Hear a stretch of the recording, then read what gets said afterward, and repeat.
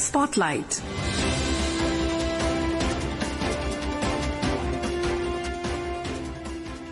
This is Akashvani. In the program Spotlight, now we bring you a discussion on India's firm resolve to combat terrorism. The participants are Bhaswati Mukherjee, former ambassador, and Sonu Sud, anchor.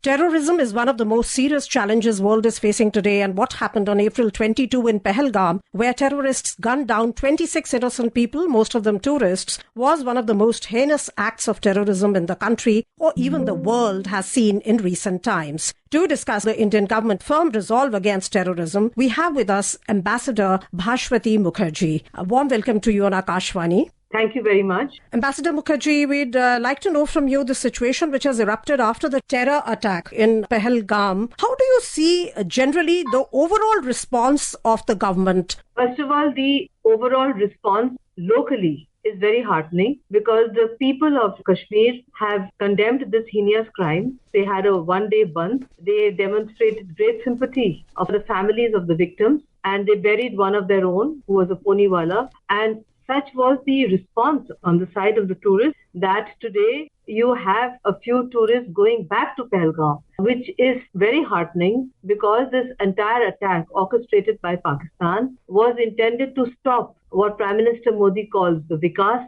the development of Jammu and Kashmir, and to make it prosperous and to make them feel they're completely part of India. And that was happening because all the hotels had been booked from March to September. The restaurants were full. People from all over India were bringing investment into J&K, into Srinagar, into Pahalgam, all over. And it is very important that we defeat the agenda of the Pakistanis by not allowing this incident to in any way poison our relationship with the locals. And as far as the government is concerned, they have very wisely first tackled the issue through diplomatic measures. And the most brilliant was the long-awaited suspension of the Indus Waters Treaty, a most unfair treaty weighed against India at a time when our water requirements were much less, many decades ago, and which was contingent upon cooperation from Pakistan on many issues, instead of which we had to combat cross-border terrorism emanating from Pakistan for decades, but we never suspended the IWT.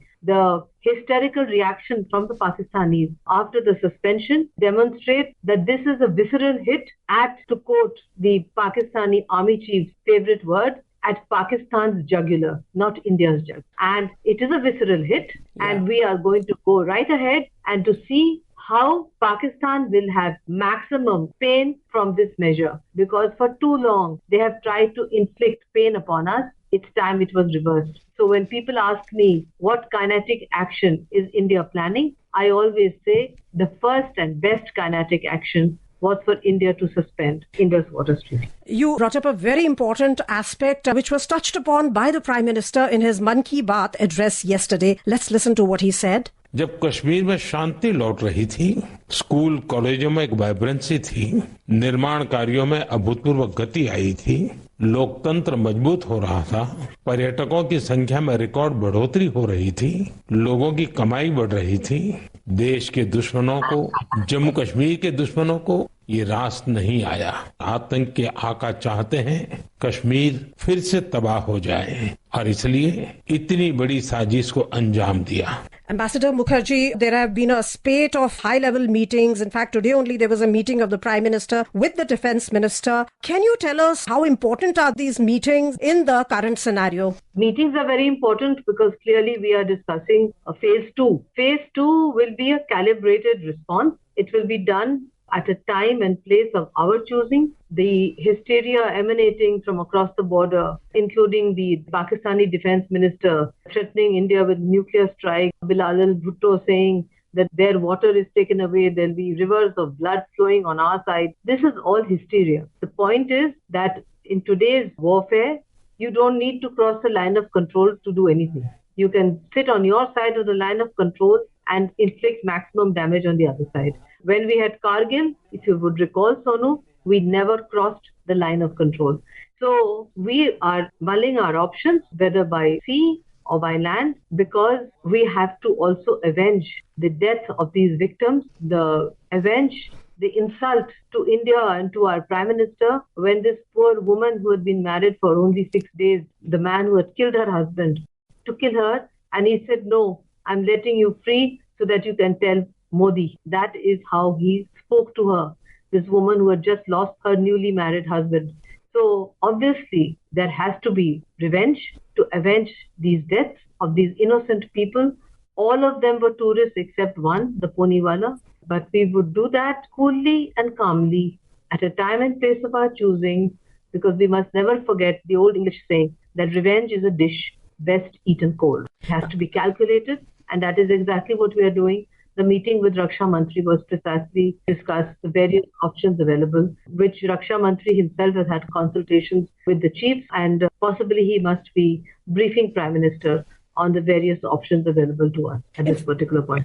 The suspension of Indus Water Treaty, which you just mentioned, can you tell us a little bit more about this, how this is going to impact our neighboring country, and how is it going to make a point that terrorism will not be tolerated? The Indus Waters Treaty, as I mentioned, had been negotiated at a time when our population was much less, agricultural requirements were much less. Over the years, these have grown exponentially, but unfortunately, we were tied down by this unfair treaty which had been imposed upon us when we were economically weak by the World Bank and by the West. And it frees us from those obligations. We can use the water for agriculture. We can use the water for our own people. For all these decades, the water that we had been releasing because of the treaty was going into Pakistan and was not being used adequately. It was just flowing through and sometimes causing floods. Now we can use that water for our own requirements, and naturally it will have an impact on Pakistan, particularly on the part of Pakistan that matters most to its elite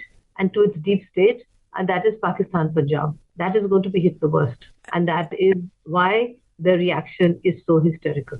National Human Rights Commission, while condemning the killing of unarmed and unsuspecting innocent civilians, said terrorism is one of the biggest causes of human rights violation in the world. So you think that besides those people who actually pull the trigger, those aiding, abetting, supporting and advancing terrorism and hatred also are equally, if not more, accountable and need to be held responsible for this menace? We've always said that. In fact, those who came in, the 4 main terrorists, 3 of them were from Pakistan, and the 4th one had gone to Pakistan for training and had come back. And the messages that have been intercepted, I understand, indicate that the Pakistani handlers were all professional Pakistani army officers trained in this business. So it was a well-coordinated operation, and it was handled by people who are experts at this business of assassination of innocent people. And naturally, they are as culpable as the rest. And as Prime Minister Modi himself said, that we would go to the ends of the earth to hunt them down and we will show them no mercy. I fully agree with him. I would like to add that that is what the President of the United States said after 9/11. And if the President of the United States can say that after 9/11 and do it, well, so can India. We are no less than anyone else. And we will definitely hunt them down to the very ends of the earth and hunt down the people who were also their handlers, because their handlers were just across the line of control. Ambassador Mukherjee, unprecedented international support has poured in from all countries condemning the act. Let's listen in to what the Prime Minister said about it. Bharat के हम लोगों में जो आक्रोश है वो आक्रोश पूरी दुनिया में है। इस आतंकी हमले के बाद लगातार दुनिया भर से संवेदनाएं आ रही हैं। मुझे ग्लोबल लीडर्स ने फोन किए हैं, पत्र लिखे हैं, संदेश भेजे हैं। इस जघन्य तरीके से किए गए आतंकी हमले की सबने कठोर निंदा की है। उन्होंने मृतकों के परिवारजनों के प्रति संवेदनाएं प्रकट की है। पूरा विश्व आतंकवाद के खिलाफ हमारी लड़ाई में 140 करोड़ भारतीयों के साथ खड़ा है। मैं पीड़ित परिवारों को भरोसा देता हूं, उन्हें न्याय मिलेगा। इस हमले के दोषियों और साजिश रचने वालों को कठोरतम जवाब दिया जाएगा।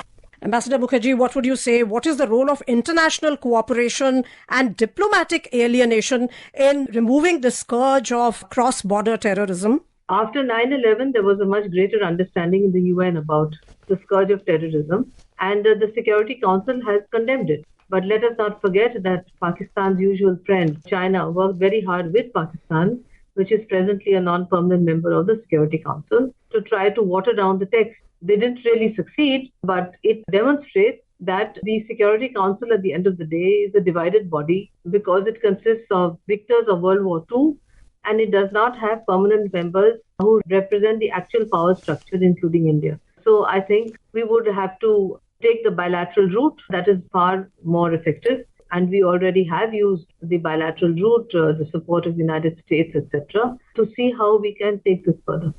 Just heard the PM short while ago. The tourism has really developed in a big way in Jammu and Kashmir. The state is developing economically. What do you see the road forward? It is essential that we encourage the tourists to return. It is essential that we restore normalcy. It is heartening to see that there are tourists who are coming back to Pahalgam and visiting other places. This place has been cordoned off. And it is absolutely imperative, if we don't want Pakistan and its deep state to succeed in its agenda, to not get into divisive debates about who did what, but to encourage those who've made their bookings, their flight bookings, their hotel bookings, etc., to bring them back. Otherwise, the local economy of Kashmir will take a huge hit, and this is not just the local Kashmiri who will be hit, because now you have big business from all over India who have invested in hotels, in restaurants, in tourism, in shikaras, in skiing, in fun games, adventure games, etc. They will all take a huge hit. And then they will think 100 times before reinvesting in that area.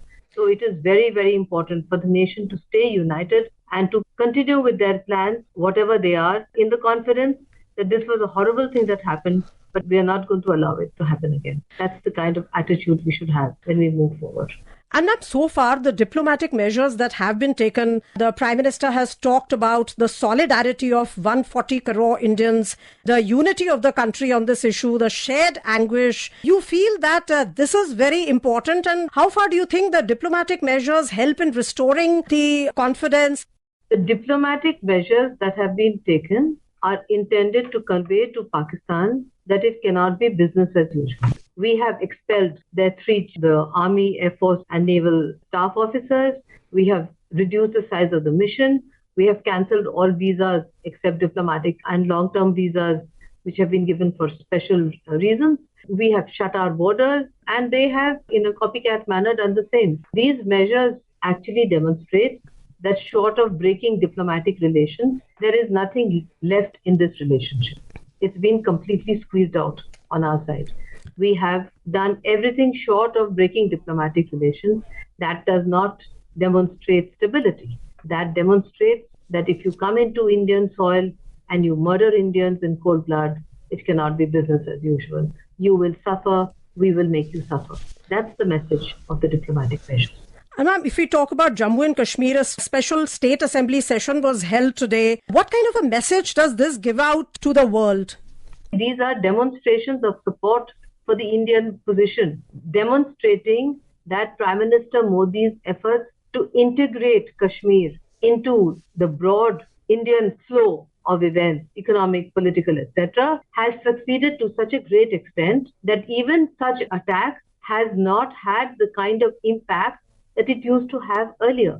Earlier, when such incidents used to happen, the valley would be shut down and there would be protests and Pakistani flags. That has not happened. These are demonstration of support for the government of India and for the local government.